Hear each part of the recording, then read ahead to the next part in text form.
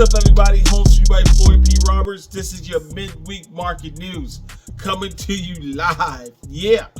Anyway, we're talking about mortgage rates. We're talking about new construction. We're talking about pent up demand. All that stuff we're going to be talking about right now. But let's get to the show. So we're talking about mortgage rates, right? Mortgage rates are like the average 30-year fix is 7.8%, 7.89%. The Feds say they're not going to budge rates until next year. Possibility. Now, get this. We have seen interest rates about 9.1% about a couple months ago, or even last month. It came down a lot. Now, for the next foreseeable future, meaning next year, rates cannot afford to stay this high. Reason why we got high gas prices, all these other things that's going on. But we're talking about affordability for homes, people being able to afford a home, getting into a home, right? And I'll tell you why that in a minute. But we're talking about interest rates right now. Is, like I said, it's 7.89% as of today. That's what it is today. The 15-year is 7.6. 15-year is 7.6, and the 30-year jumbo is 7.69. So we're in the sevens. I remember when I first bought my house 22 years ago, we were talking about 8%. So we're back at those rates right now, okay? And the first home that I bought, Northwest California, $210,000. Right now, to date, that house is worth $800,000. So look at the great with a range of 22 years. Okay, so that's what we're talking about. How mortgage changes, how rate changes, prices changes over a period of time. Okay, so if you are looking to buy a home, there's no present time like now. There's no present time like now, because over a period of time, it only increases. I was talking to a friend of mine the other day. It would take a natural disaster to reclock the time for rates and prices to go back. Actually, prices to go back pre-2001, 2000. Okay, so for the future, I don't know. I don't think so. But like I said, it would probably take a natural disaster for that to go on. But those are interest rates right now. The Fed said they're not going to budge rates for the rest of the year. They can do whatever they want to do. They've been known to do that. So by the end of this year, we're in like the fourth quarter right now. This is October, okay? November, December, I don't see that happening. I personally don't believe that, but like I said, they've been known to do whatever they want to do at any given time. But I think personally next year it's probably you're gonna see creep down. It will decrease next year for the simple fact that we still have high inflation. Inflation is still up here. Okay, it's up there. So that's what's in. But let's talk about new construction. I said before, the telltale sign that you can see how really the market and the housing is doing is you have to look at new construction. When you look around at all your city, they're still building. Right here in Bakersfield, here in LA, there are new developments going up all the time. In Santa Clarita, they just issued another building project, 50,000 homes to go along the 126, 60,000 homes back Magic Mountain, all over Santa Clarita, Los Angeles.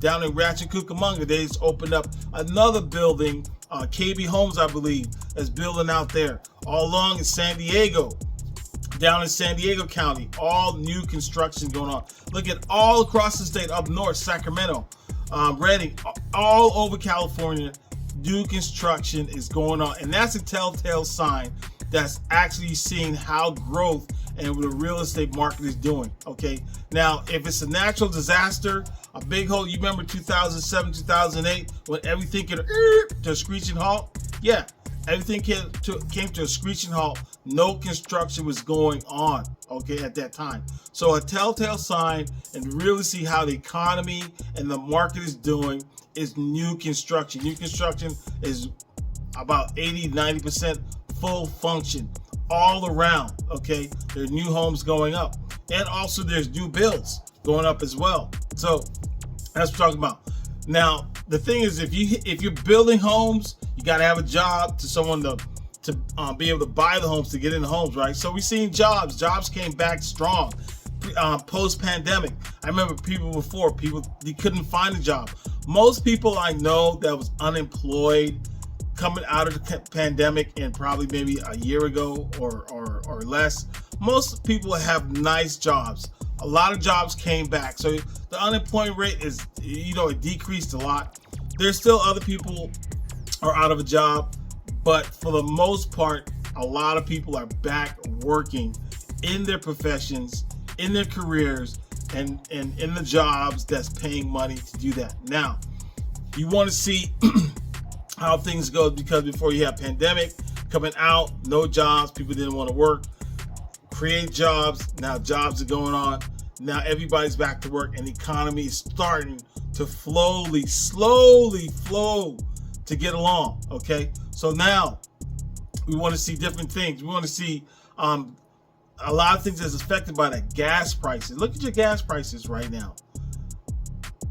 Recently, about 3 months ago in Florida, the gas prices, the average gas price in Florida at a Chevron or 76 was $3.18, $3.19. I saw it low as far as $1.99 in Florida, Pensacola, Florida, and also in Georgia. Low gas prices. That's East Coast. We're talking California right now. Today, as of today, we're talking about almost $7 a gallon. $7 a gallon in gas prices. Okay, you lucky if you get it away from Sam's Club or maybe Costco for $5.25, $5.30, $5.25, $5.30. Hefty, stinking rates gas prices. So we see high in gas prices. We see high inflation. We're seeing high interest rates. There's no way but down. It cannot continue to go up. It cannot continue to increase because the cost of living has to increase. Our lovely governor just signed a bill this week to increase the minimum wage to $20 an hour. They were talking about it the year before, last year. They're talking about it last year, but he just signed it into law in executive order. Increase job payment for either fast food restaurants for $20 an hour. Now you have to think about what classifies as a fast food restaurant. Read the fine print. Whoever makes their own bread. Anyway, just for you, think about that. So anyway, that's what we're looking at. We're looking at jobs. People are back to work. Higher rates for jobs. Higher incomes. That's what we're seeing. That's what needs to happen. That's what's going on. All right, so we talking about what else we talking about? Pent up demand. That's right. We're talking about demand for homes. Homes are in demand. Okay, the reason is that, quite frankly, I really don't know. It just it became a demand for homes. But this is what I think. This is what I'm seeing across the border. All right. So we have a lot of illegal immigration.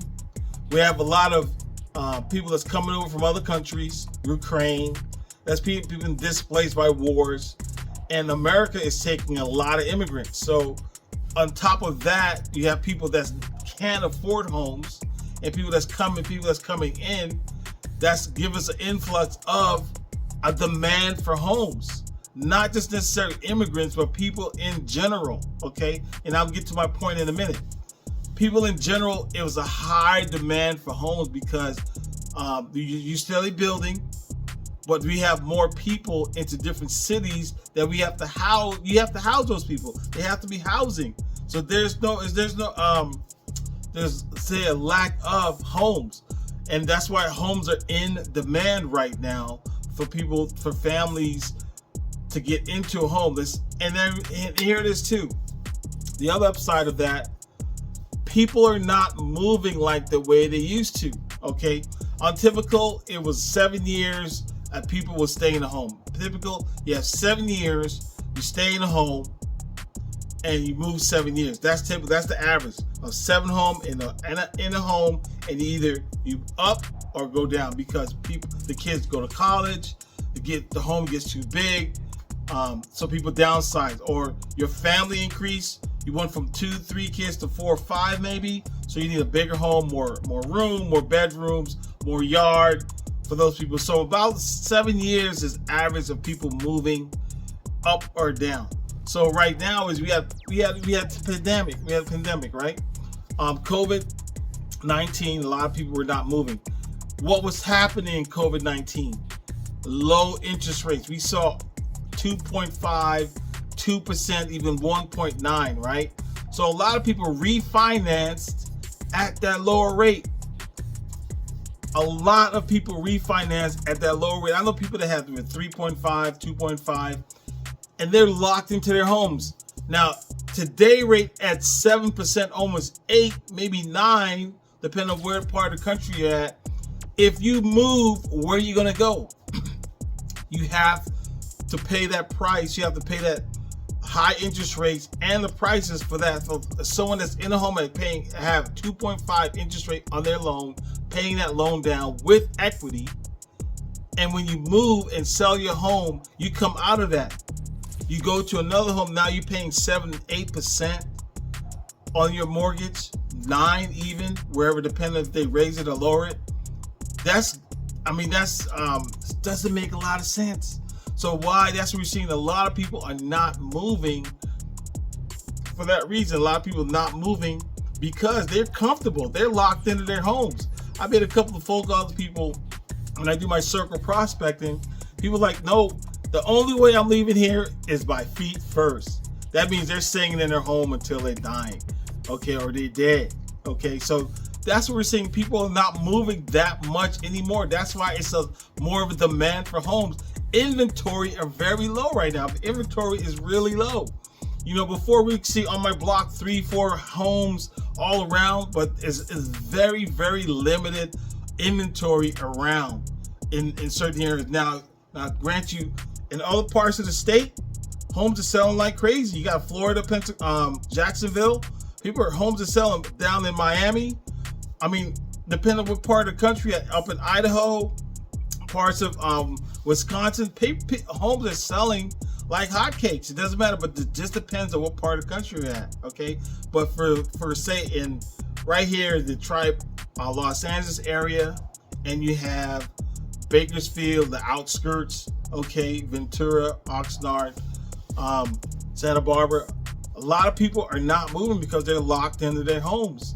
And you have that pent-up demand that people are still in there waiting to see what happens, what the interest rate is going to do, whatever is going to happen. So you see next year if we see a lower interest rate, a lower economy, you're going to see a lot more movement and more inventory because people have breathing room and flexibility to where they want to go. Because right now I'm thinking, just look at it personally.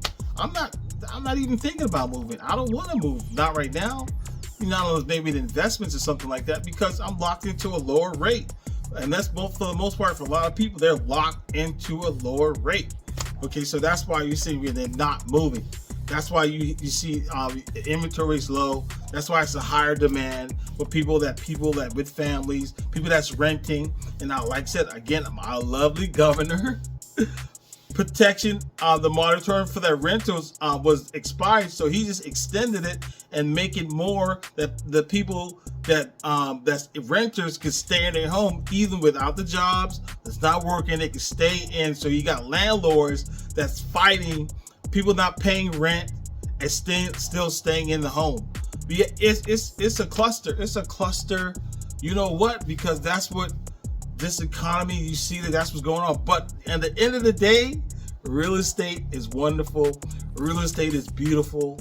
Real estate is all that. So you got to bet them down. If you want to do that, you have to buy real estate. This is the best time. Like I said earlier, if you want to do something, this is the best time to do it, because there's no present time to plant a tree like today. I said, why is the best? When is the best time to plant a tree? Today, not tomorrow. Today, or maybe yesterday, because that tree has already taken root. The tree has already started to grow. Don't wait till like the people saying wait till everything go down. You're sitting on your money. Either if you wait, you still lose because you acquire equity as time goes on. Like I said, when I bought my home, my first home, the time passed, so everything starts to grow. Even with the recession, even in 2008, it still kept on growing. It still grows. So you need to get in the game if you want to get that. If all your ducks are lined up in a row, you have a good job, you have decent credit, you got some money in the bank to be able to put some money down, this is the best time to get in the game. Maybe you're sitting on some money. This is the best time to get in the game. If not, you got to save. Get that piggy bank, save for that day, get qualified, and move on. Okay, so now I had a question. Somebody called me, Mario called me, said, the guy named Mario called me, said, hey, how can I get in the game of buying a home? I'm sitting on some equity, and what can I do? I said the best time to get in the game is right now, because the longer you sit on that money, the more time you sit to invest. You have to get in the game, and you have to invest. You got to get your feet wet if you're going to do that to get going. No time like the present. You cannot waste time. You cannot waste time. You have to get in the game now to get things going and moving in the direction that you need it to move. That's the way it works. That's what has to happen. That's what you need to do. Now, said a lot. Real estate is awesome. There's nothing like real estate in the market. It always grows. Stock market crashes. Even if the real estate market crashed, there's still real estate there. It's tangible. It's in your hand. It gets going. Okay. Homes for You by Floyd P. Roberts. Talk to you soon. Real estate is where it's at. See you later. Bye.